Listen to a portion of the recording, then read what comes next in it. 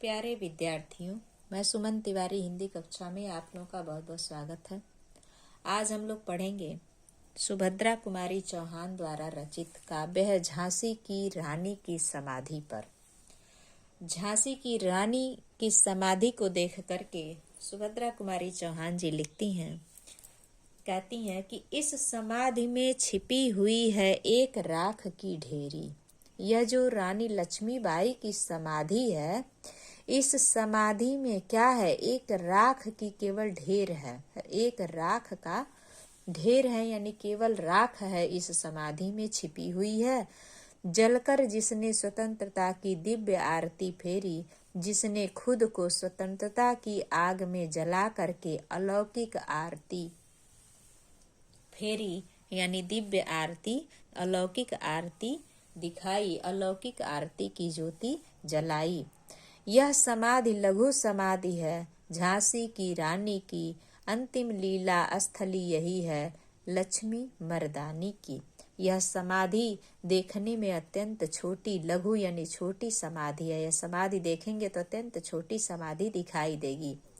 और यह समाधि झांसी की रानी की है। किसकी है? झांसी की रानी की है। अंतिम लीला स्थली यही है। अंतिम लीला यानी कार्यस्थली, अंतिम कार्यस्थली यही है समाधि पर झांसी की रानी की, लक्ष्मी मर्दानी की, लक्ष्मीबाई की, जो मर्दानी यानी पुरुषों के समान पौरुष बल रखने वाली, युद्ध करने वाली, पुरुषों के समान बल रखने वाली है, वह झांसी की रानी की यही अंतिम कार्यस्थली है। यहीं पर वह अंतिम बार कार्य अपना दिखा पाई थी युद्ध क्षेत्र में। यहीं कहीं पर बिखर गए वह भग्न विजय माला सी। यहीं कहीं पर बिखर गए वह, यानी झांसी की रानी यहीं कहीं पर टूट करके बिखर गई हैं। भग्न माला यानी विजय, टूट करके विजय माला के समान यहीं पर टूट करके कहीं बिखरी हुई हैं। भग्निमाला और विजयमाला यानी दो भाव यहाँ होंगे। एक का अर्थ होगा कि उनकी अस्थियां यहीं कहीं बिखर गई हैं, और दूसरा एक विजय माला यानी विजय का जो माला पहनाया जाता है वह माला यहीं कहीं पर टूट करके बिखर गए हैं। उनके फूल यहाँ संचित हैं। उनकी अस्थियां और उनके फूल, दो भाव में अगर रखेंगे तो एक भाव में उनकी अस्थियां हैं और एक भाव में वह जो विजय की माला जो टूटी गई है उसकी, उस माला के फूल हैं। और विजय भग्न माला सी यानी उनकी जो अस्थियां टूटी हुई हैं यही इसी समाधि में संचित हैं, रखी हुई हैं। है यह स्मृतिशाला सी, यह एक स्मृति स्मारक के समान, स्मृति यानी याद करने योग्य, ये एक स्मृति है, याद करने योग्य एक शिला सी बन गई है यह समाधि।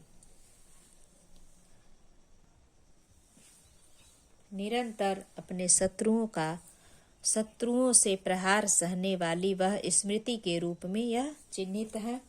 यहाँ पर स्मृतिशाला सी यानी सी आने पर यहाँ क्या है, विजय माला सी यानी उपमा अलंकार इसमें है।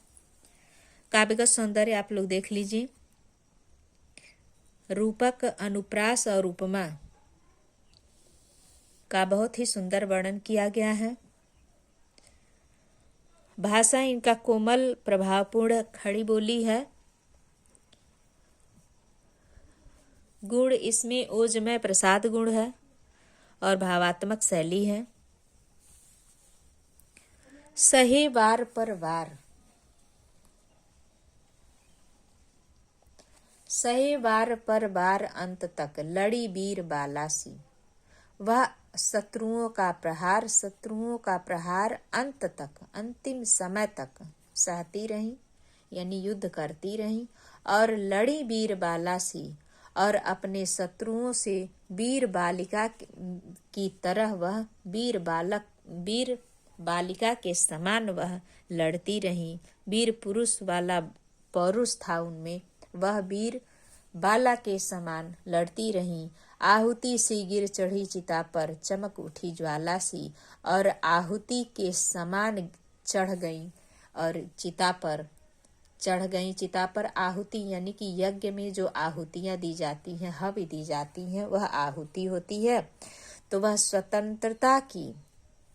स्वतंत्रता की आग में खुद को आहुति बना करके चिता पर चढ़ गई।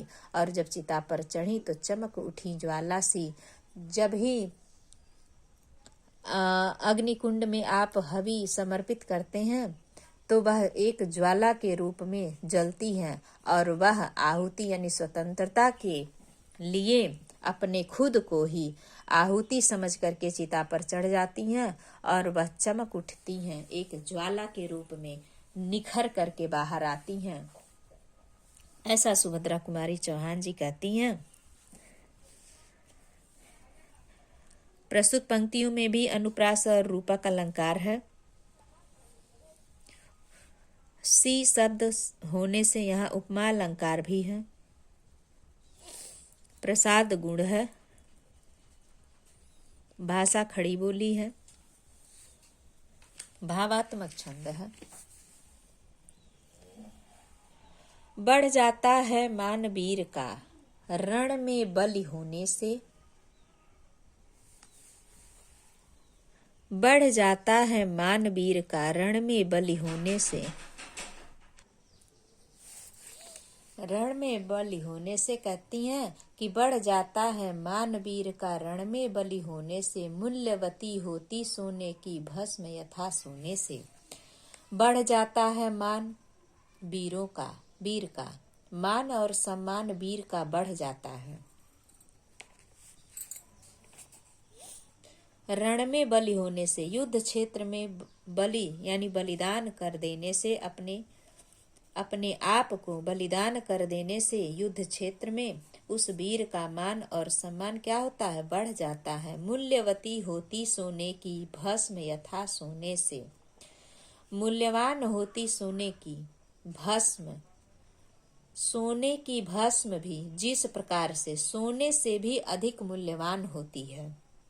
सोने का भस्म यानी सोने का राख, सोने की राख यानी सोने का चूरन, यदि अगर चूर्ण हो बालू की तरह, तो वह क्या है? सोने से भी अधिक मूल्यवान होता है। भस्म, सोने का भस्म यानी बालू के ढेर की तरह भस्म हो तो वह क्या है? सोने से भी अधिक मूल्यवान होता है, सोने की भस्म। रानी से भी अधिक हमें अब यह समाधि प्यारी है, यानी रानी लक्ष्मीबाई से अधिक अभी उनकी यह समाधि प्यारी है। जिस प्रकार से मूल्यवान सोने से अधिक कीमत भस्म, सोने के भस्म का होता है, उसी प्रकार से रानी लक्ष्मीबाई से अधिक अब हमें यह समाधि प्यारी है। क्यों? क्योंकि इस समाधि से हमें बहुत कुछ कहानियां, बहुत कुछ सीखने को मिलता है।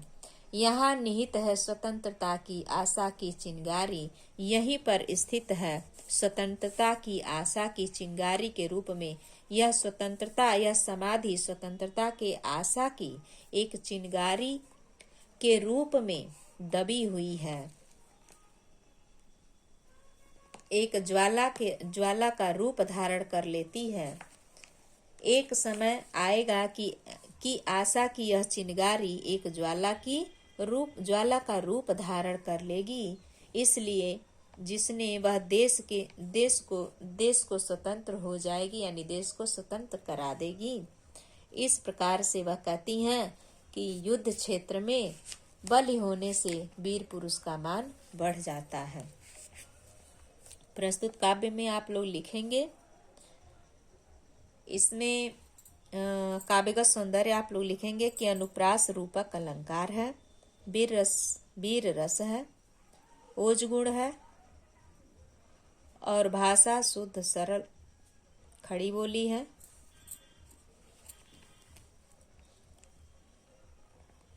छंद गेय है, गीतिक छंद है, यानी गाने योग्य छंद है।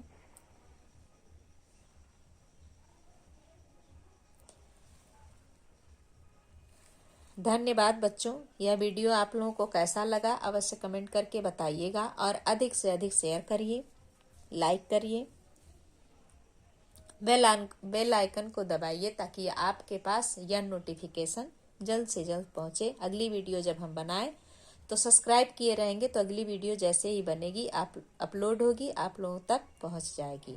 धन्यवाद।